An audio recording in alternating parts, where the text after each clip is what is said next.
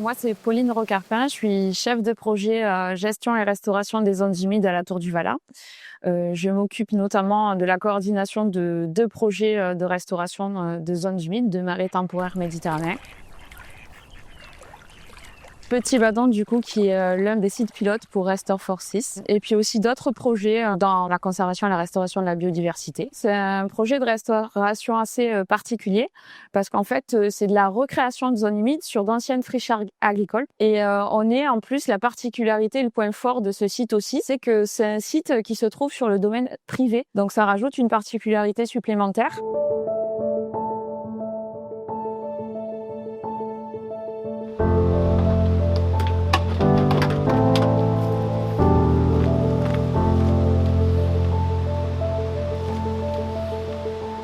We are going to sample 2 sub-sites.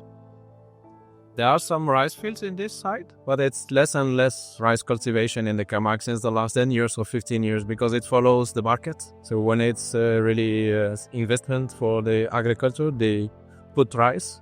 But if it's not, they prefer cultivating other type of crops. When you put rice, you have to use much more water. And also in terms of quality, the water released after irrigation to the natural habitat is more polluted if it's used for rice irrigation.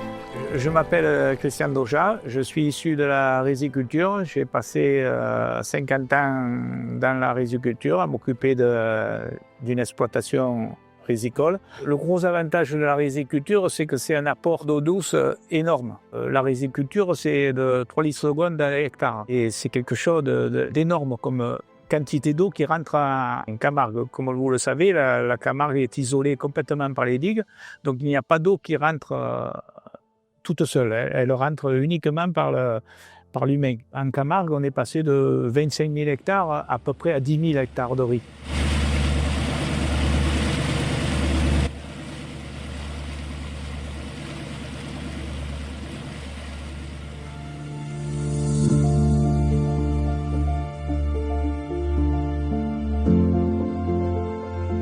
Maintenant, je suis à la retraite depuis 5 ans maintenant. Je m'occupe du site.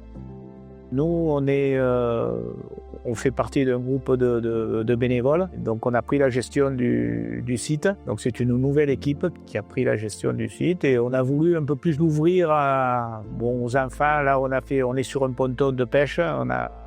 On a essayé d'ouvrir le site à des activités pour les enfants, pour la pêche, voilà. Et tout ça, c'est parti on a eu une problématique, on a trouvé une problématique en prenant la gestion, c'était l'adduction d'eau.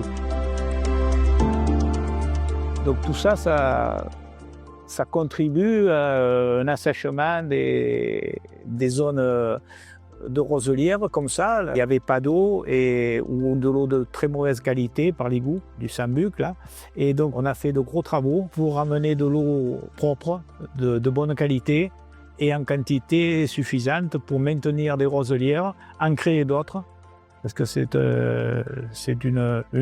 en très peu de temps, on a réussi à recréer 5 hectares de roselières et une zone de pêche. Et donc voilà, on essaye de faire évoluer le site dans ce milieu, quoi, dans ce contexte, quoi, voilà, c'est ça. Et tout en préservant quand même la biodiversité et en essayant de toujours rester près de la nature. Bon,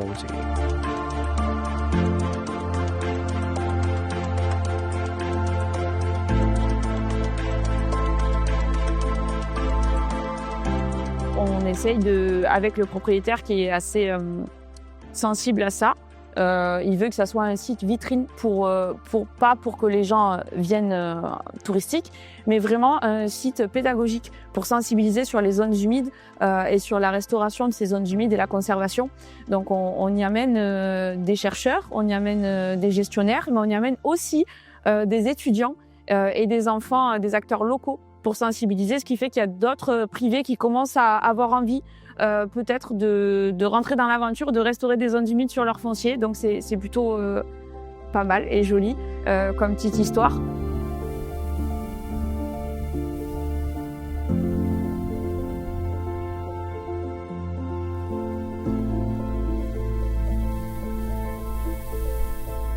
Moi, c'est Isabelle Cognam. Je travaille pour le Grand Port Maritime de Marseille depuis fin 2017 comme gestionnaire des espaces naturels chargée de mission biodiversité. J'ai en gestion 3000 hectares sur la zone industrielle fait environ 10 000 hectares. Et il y a 3000 hectares qui sont préservés, donc on appelle ça la couronne verte, et soumis à un plan de gestion. Un des objectifs, c'est de préserver les activités traditionnelles du moment qu'elles sont respectueuses de l'environnement. Et petit à petit, on prend la main sur la gestion de l'eau pour pouvoir gérer un peu plus en faveur de la biodiversité. C'est comme un peu la plupart des sites en Camargue, c'est une gestion complètement artificielle de l'eau, donc une gestion qui est faite par l'homme. Voilà, donc le site évolue vraiment en fonction des mises en eau. Et donc là, récemment, ça a évolué avec ces tests sur les calendriers de mise en eau, entre le calendrier cynégétique et le calendrier intermédiaire pour voir si on peut essayer de coller un peu plus au fonctionnement naturel.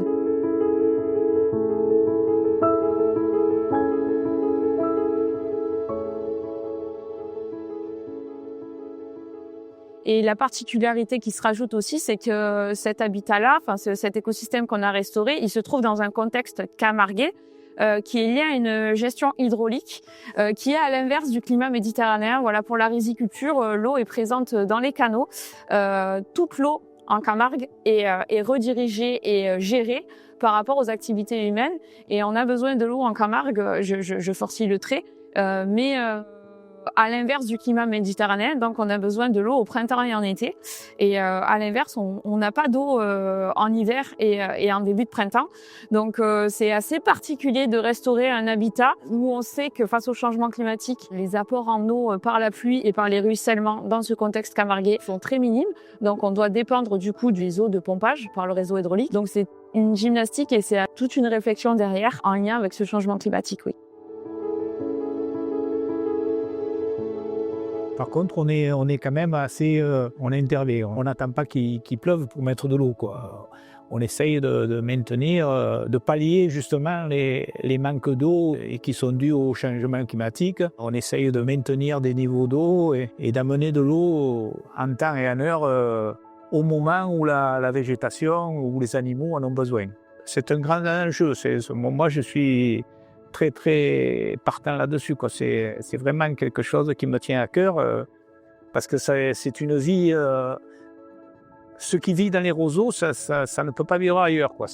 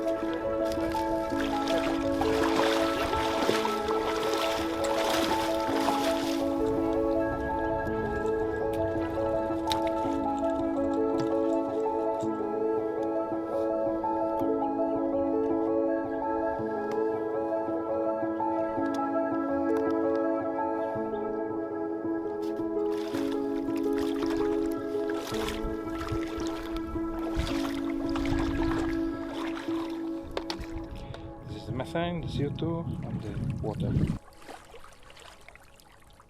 Then we take the initial time, 5 minutes, and the final time.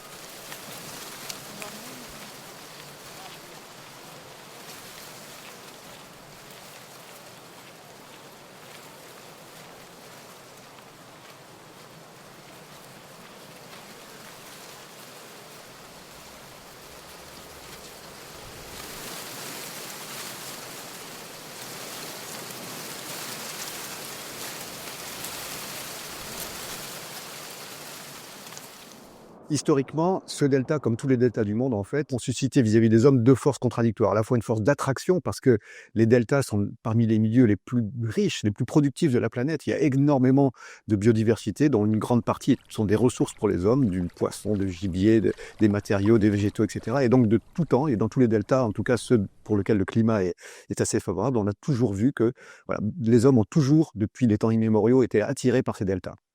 Et l'autre force, c'est l'inverse, c'est une force de répulsion, puisqu'en fait ces deltas sont des milieux très instables. C'est ça c'est cette dynamique, hein, c'est cette eau douce qui se mêle à l'eau salée, aux sédiments et les submersions marines. C'est ça qui fait cette profusion de ressources, mais c'est ça aussi qui rend la vie compliquée pour les hommes.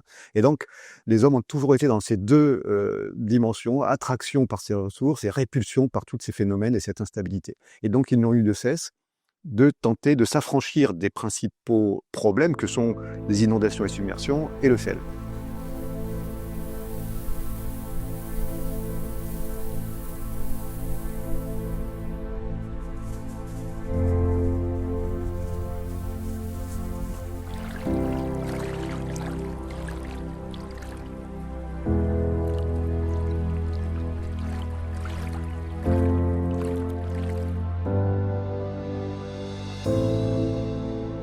Jusqu'à présent, l'implication du port par rapport à la préservation des espaces naturels se cantonnait à la couronne verte. Depuis quelques années, on met en place un schéma directeur des espaces naturels pour étendre cette prise en compte de la biodiversité à toute la zone industrielle, et ce qui permet d'évaluer les enjeux sur toute la zone et de faire en sorte que même sur la zone aménageable, on oriente les projets d'aménagement sur des zones qui sont à plus faible enjeu en termes de protection de la biodiversité.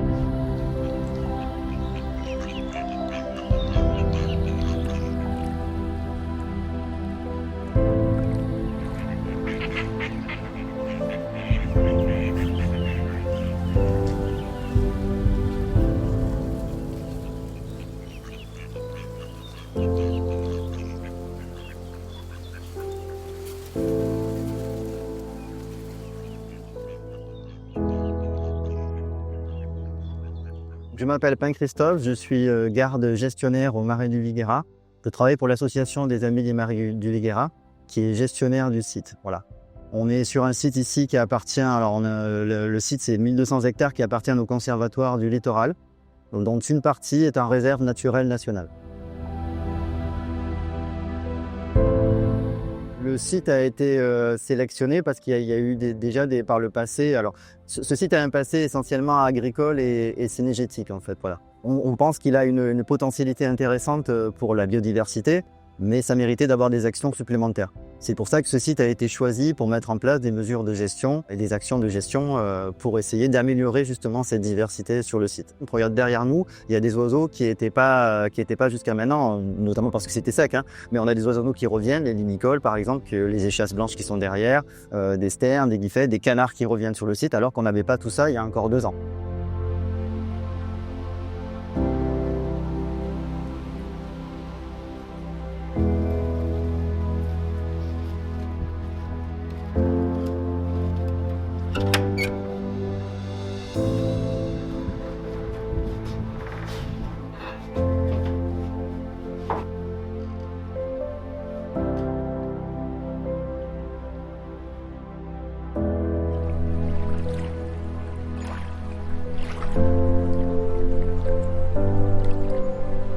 This one is one of the observatory you can have in the natural reserve at the Tour du Valat, and it's a very nice spot to watch birds This period of the season is not the best, actually. You have a couple of flamingos over there. There's also a cormorant. And we have a second one inside really the Tour du Vala estate. And it's a nice open water area when a lot of waders can rest. But when it's windy, as you can see, they tend to find spots where they can be protected from the wind.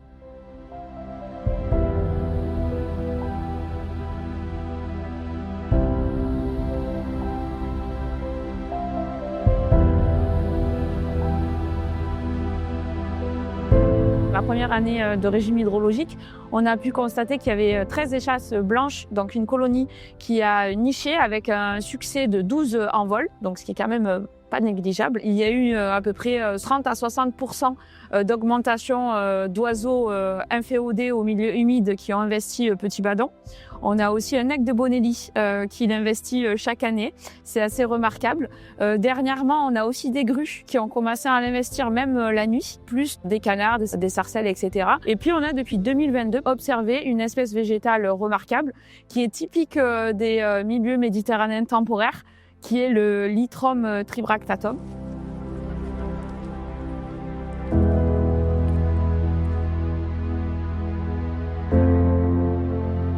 Face au défi du changement climatique, il est clair que toutes les zones côtières et les zones humides en particulier, qui sont des zones basses sur les côtes de la planète, sont menacées, hein. En tout cas sont face à des enjeux terribles.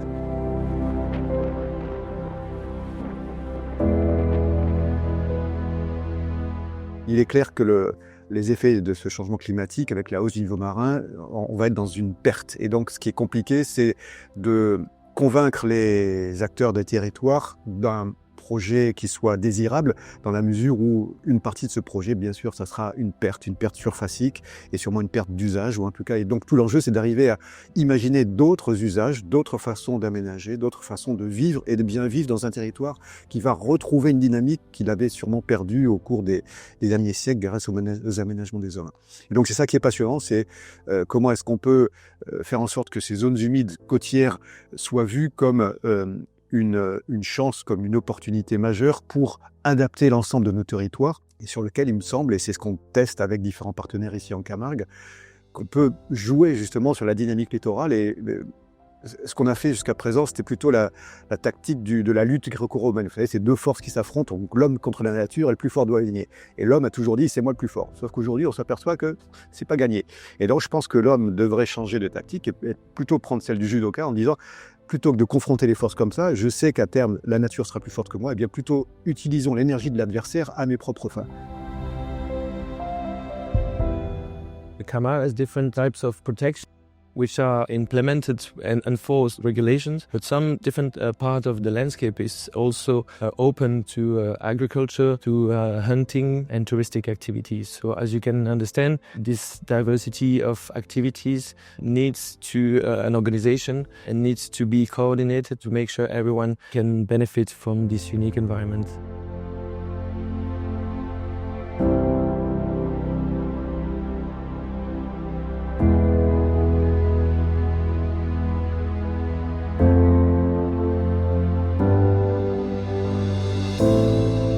Je pense qu'il y a vraiment un chantier qui est très enthousiasmant, encore une fois qui est compliqué parce que ça suppose de renoncer à une maîtrise totale. Et ça, c'est ça qui est le plus compliqué aujourd'hui. On voit qu'on est encore dans ce mythe de l'ingénierie et face au changement climatique, beaucoup de personnes sont, et on voit qu'il y a beaucoup d'entreprises qui sont que dans la géo-ingénierie, dans des réponses en dur.